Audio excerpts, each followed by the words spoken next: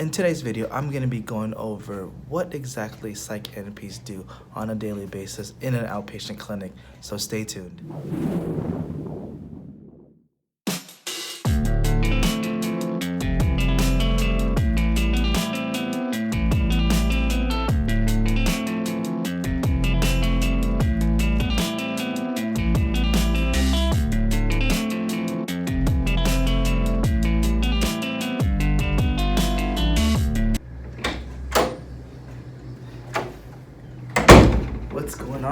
What's going on, everyone? So today's video is going to be a little bit more special because I'm actually going to take you on what I do on a daily basis. The beauty of it all is I'm actually at my community mental health clinic, so I'm able to have a little bit more time with you guys so I can explain to you what I do on a daily basis in terms of activities I do to try to prep for the patients, activities I do with the patients. Well, I'm not going to be showing that, obviously, but I'm going to give you some of the things that I go over in terms of the type of patients I see and types of complaints that they do have. Fortunately, I have all follow-ups today, but unfortunately, I don't have any new evaluations that I can go over in terms of what choices I made or what medications I chose for them, things like that. A lot of it is just going to be follow-ups. And since I've been here for almost 6 months now, I have a better grasp on what I did with these patients, but let's go ahead and take a look and then we'll go from there. So enjoy, guys.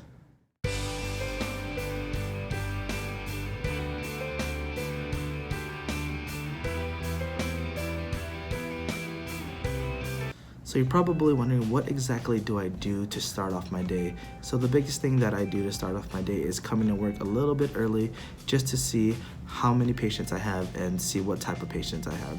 So the biggest thing is I want to be able to review if they're follow-ups or if they're initial evaluations. Luckily today they're all follow-ups. So in all of the follow-ups, I've already seen these patients, so I've already have an understanding of what type of patients I'm going to see.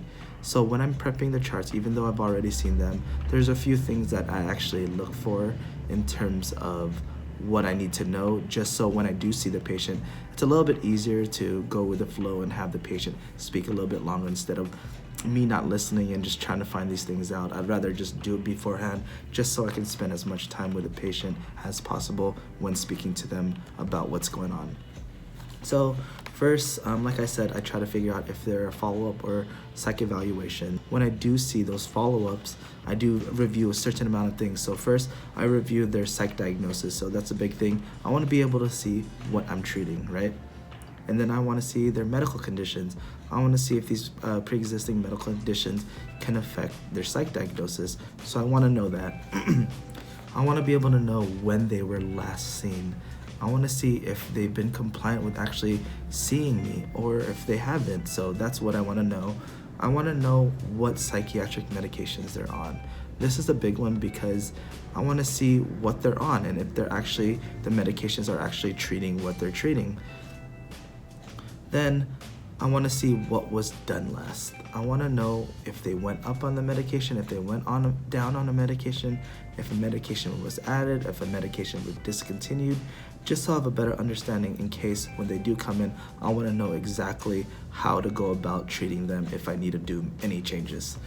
And then the important part is I want to see if medication consents are done, because you want to always consent the medications and make sure they're up to date and consent the patients, because if you don't consent them, then there's so much liability on your behalf. So I always like to check if their medication consents are done. And then in working in a community mental health clinic, we definitely have plan of cares and what we actually want to work towards. We want to know their goals and stuff, and I want to make sure that their plan of care is up to date, and then also to see if their labs are up to date. And then after that, then I pretty much have all of the information that I need. So when I do see the patient, I can just fill in the crucial information that I need to know from how the patient is actually doing, from any adjustments or anything like that.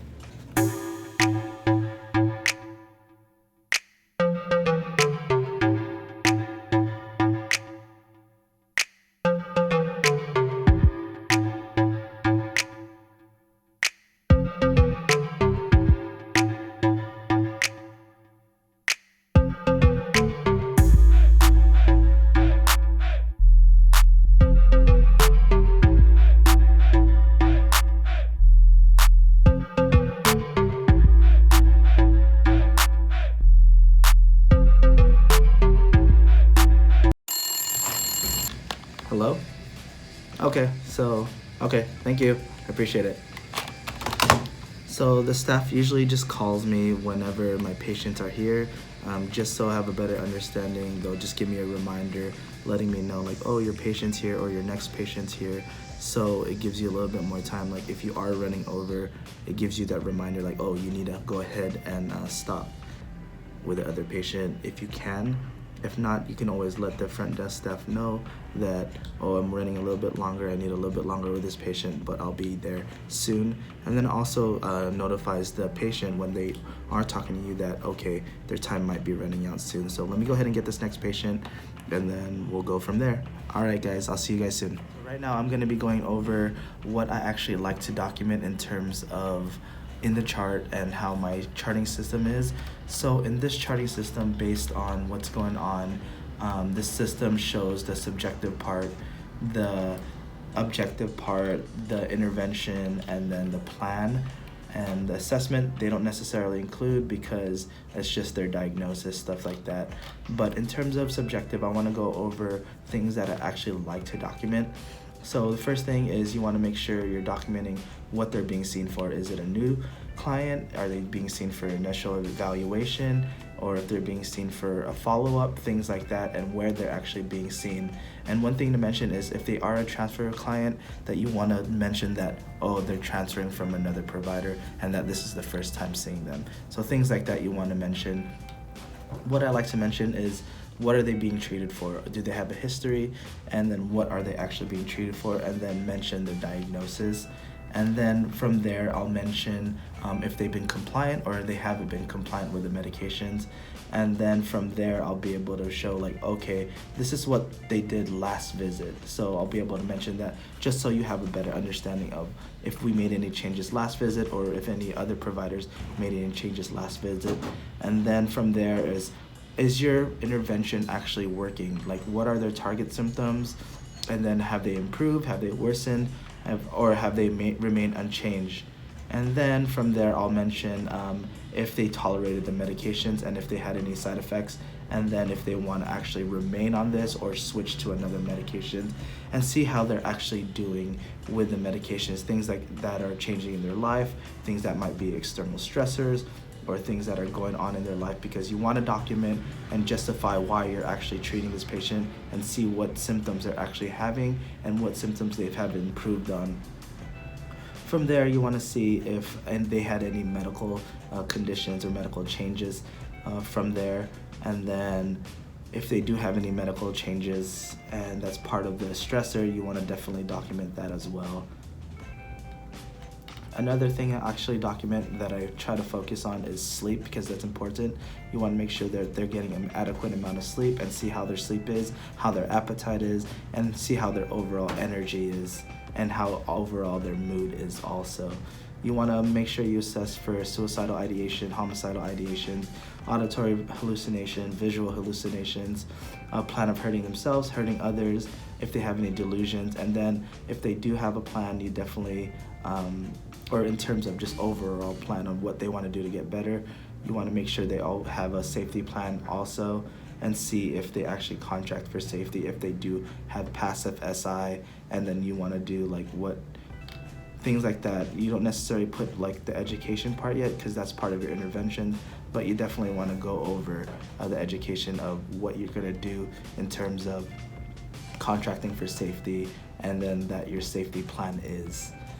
And then also you want to mention that they agree to the treatment, and then you want to continue to monitor for effectiveness on the next visit. So part of the objective part is the mental status exam. I don't want to go into too far depth, but pretty much look up the mental status exam, and then you want to be able to assess that throughout the visit with the patient. And then which goes on to the interventions. So in interventions, what I like to chart is you always want to discuss the risk and benefits of the medication. You might do it the first time, you might do it this time, or you might just be doing it continually.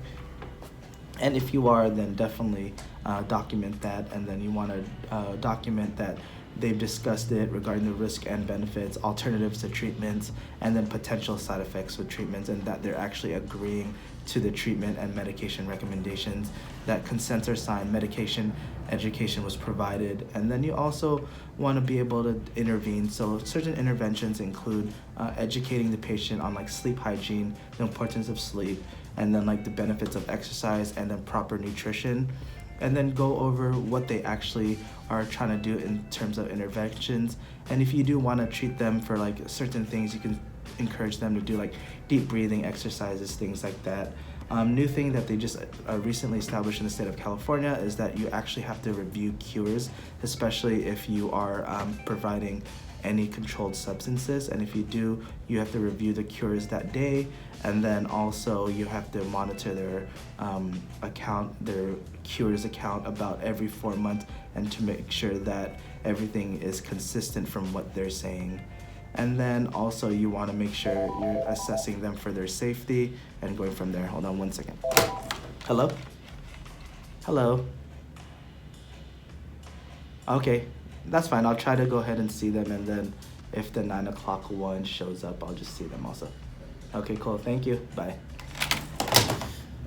So another client is here, but in terms of what's going on, you want to make sure you review cures if you are prescribing a controlled substance, and that you stated in the intervention that you actually reviewed the cures, and that you're going to be in compliance with checking their cures every 4 months. And then the biggest thing, like I was explaining earlier before I got that phone call, is you want to make sure you assess the patient for client safety. You want to make sure they don't meet any criteria for a hold, and if they do, you have to call the PET team, or you have to discuss it with another member and see if they're actually feeling like they want to hurt themselves.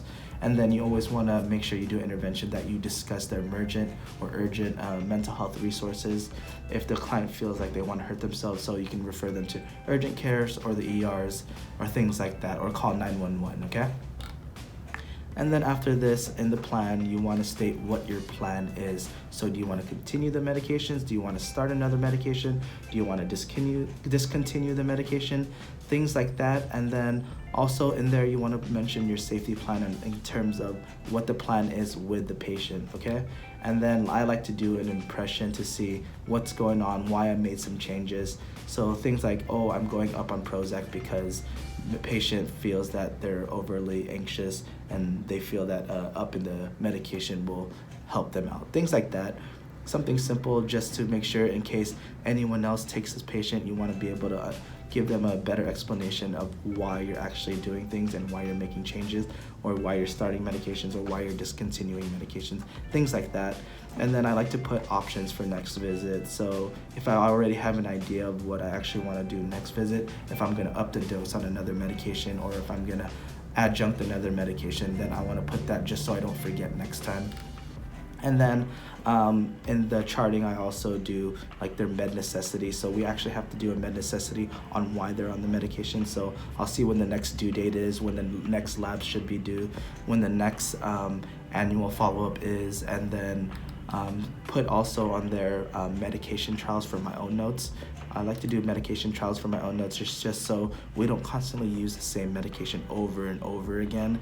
At least I'll know what medications they tried, what response they had to it, or side effect they had with it. If they didn't like it, then I'll move on. So that's definitely something you need to put in your charts, and I hope that gives you a better understanding. I know it was kind of fast, but that's how I chart in this system and in a lot of my systems also. Alrighty guys, so I have a quick minute before I go on to my next patient, but I just wanted to mention how important emails are. I just barely had a chance to check my emails. I've probably seen 5 patients already, and I didn't have a chance to check my emails before seeing the first patient, but now I have that chance. I just want to stress how important it is to check your emails, because you never know who might be emailing you, patients, case managers, social workers, your collaborating psychiatrists, things like that. You always want to check, and especially with patients, especially if they're having any side effects or having issues with their medications, or they're doing poorly, you want to be able to respond to them promptly, because that definitely helps you build that rapport and helps you build that connection with the patient, and you want to make sure they're ultimately safe, right? But also, just going through my emails, I just wanted to mention how important, like I said, it is to check it, because you're able to discuss patients. Of course, it's secure, but you're able to discuss patient loads, or to see if they want to speak to you, if anyone wants to speak to you in regards to someone's care. Since this is a community mental health clinic, you have so many different resources and so many people that are having contact with the patient. So in case the patient has any issues, you'll have that direct contact. So let me go ahead and get my next patient, and then I'll get back to you guys. All right. Hey guys, just want to give you a quick update. So kind of busy. I already saw 7 patients and just saw 2 more right after lunch. But lunch was pretty good today because we were able to have lunch provided by Synovian, so Latuda. The representative actually gave us a great lecture, and it showed us a great video on how Latuda works and how it's helpful for bipolar depression and then also schizophrenia. One thing to learn about Latuda is make sure you take it with food. You probably have already heard of that, but regardless of the point, I definitely recommend going to these luncheons. Yeah, people have that solid misconception of thinking that, yeah, they're providing you free lunch, so you have to push their medications, which is not the case. It's just there to give you a better representation and more information about the product. And who loves free food? I love free food, but it doesn't make me want to just push their medication because of their free food. It's more so I know more information about it, so I'm able to give that information to patients. Whatever representative comes and provides a luncheon, listen to those luncheons regardless if you're a student or if you're a practicing NP. Make sure you listen to those luncheons because they provide you valuable information and give you so much information in turn to give to the patient. So I just wanted to give you a quick update on that.